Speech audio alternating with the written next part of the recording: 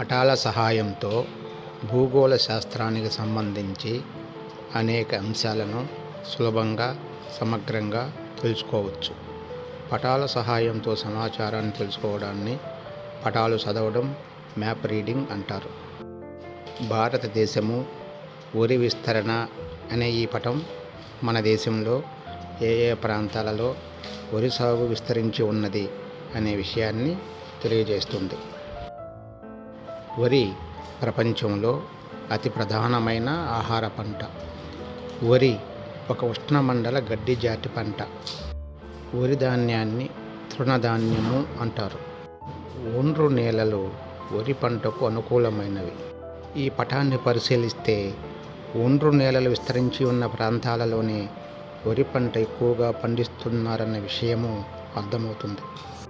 నీటి పారుదల వసతి ఉన్న మిగిలిన ప్రాంతాల్లో కూడా వరి పంట పండుతుంది.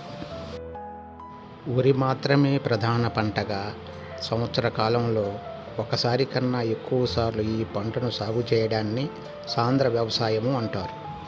స్థూలంగా దేశానికి తూర్పు వైపున అత్యధిక ప్రాంతంలో వరి పంటను సాంద్ర వ్యవసాయ పద్ధతిలో పండిస్తున్నారు. ఈ సందర్భంగా ఒక విషయాన్ని గుర్తు చేసుకోవాలి. స్వాతంత్రం వచ్చిన తర్వాత వరి సాగు విస్తరణలో గణనీయమైన మార్పులు వచ్చాయి. దీనికి ప్రధాన కారణము వివిధ నదులపై నిర్మించిన ప్రాజెక్టులు. స్వాతంత్రం వచ్చిన తర్వాత నిర్మించిన దామోదర వ్యాలీ పథకము, మహానదిపై నిర్మించిన హీరాకుడ్ పథకము,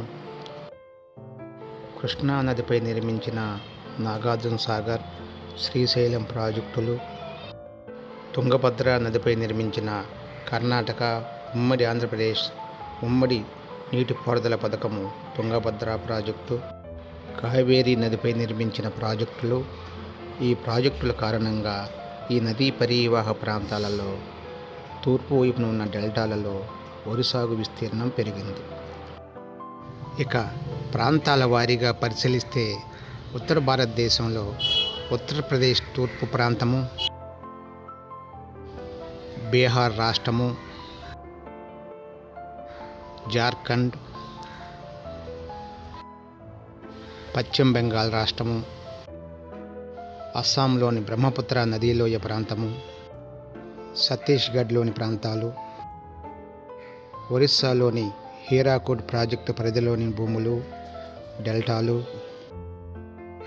ఆంధ్రప్రదేశ్లో నాగార్జున సాగర్ ప్రాజెక్టు పరిధిలోని భూములు మరియు గోదావరి కృష్ణా డెల్టా ప్రాంతాలు, పెన్నా నది పరీవాహ ప్రాంతము, తమిళనాడులో కావేరీ నదిపై నిర్మించిన ప్రాజెక్టు పరిధిలోని భూములు, తీర ప్రాంతము, కేరళ రాష్ట్రంలోని తీర భూములు. ఈ ప్రాంతాలలో సాంద్ర వ్యవసాయ పద్ధతిలో వరి పంటను విస్తారంగా పండిస్తున్నారు. వరి పంటను సాగు చేస్తున్న మిగిలిన ప్రాంతాలు ఉత్తర భారతదేశంలోని పంజాబ్, హర్యానా, పశ్చిమ ఉత్తరప్రదేశ్, మధ్యప్రదేశ్ తూర్పు ప్రాంతము, తెలంగాణలోని అధిక ప్రాంతాలు, తమిళనాడులోని పశ్చిమ ప్రాంతాలు, కేరళ మినహాయించి మిగిలిన పశ్చిమ తీర ప్రాంతాలు. ఈ ప్రాంతాలు వరిని రెండవ ప్రధాన ఆహార పంటగా పండించే ప్రాంతాలు. వరి పంటకు సాగునీటి పారుదల వసతి, వేడిమి వాతావరణము, సారవంతమైన భూములు అనుకూలమైనవి. అందువల్లనే ఉత్తర భారతదేశంలో తూర్పు వైపు ఉన్న మైదాన ప్రాంతాలలో, దక్షిణ భారతదేశంలో నదీలోయ ప్రాజెక్టుల పరిధిలోని భూములలో, తీర ప్రాంతాలలోని డెల్టాలలో వరి పంటను విస్తారంగా సాగు చేస్తున్నారు. ఉత్తర భారతదేశంలోని పంజాబ్, హర్యానా, పశ్చిమ ఉత్తరప్రదేశ్, మధ్యప్రదేశ్ రాష్ట్రాల్లో వరి సాగు తూర్పు ప్రాంతంలో కన్నా తక్కువగా ఉండడానికి కారణం ఆ ప్రాంతంలో మరొక ప్రధాన ఆహార పంట గోధుమ సాగు ఎక్కువగా ఉండడం. పటాల సహాయంతో మనం అనేక విషయాలు తెలుసుకోవచ్చు.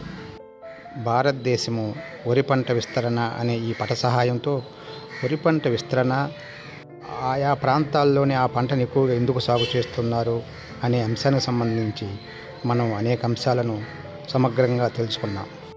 పటాల సహాయంతో భౌగోళిక విషయాలు తెలుసుకోవడాన్ని పటాలను చదవడం, మ్యాప్ రీడింగ్ అంటారు.